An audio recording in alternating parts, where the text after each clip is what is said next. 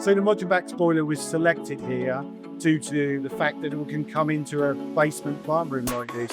They'll fit through a standard doorway, and you can get 762 kilowatts in a very small space, multiplied by how many you want really. So it is a very versatile boiler and great for projects like this where you're retrofitting older systems and need to get a lot of power into a small space.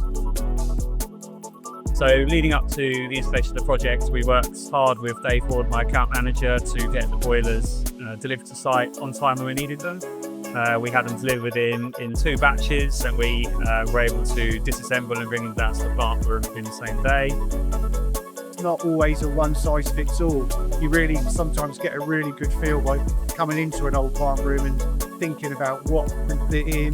Fluid is always an issue, because it's never straightforward when you're in a basement like this. Rooftop plant rooms are easy, but basements are all unique really in every commercial building. So you've really got to think about those designs on those brief visits you have at the start to get that ball rolling. So the 3D models that Hamworthy have all their products on our website enabled me to coordinate the plant room in advance of installation.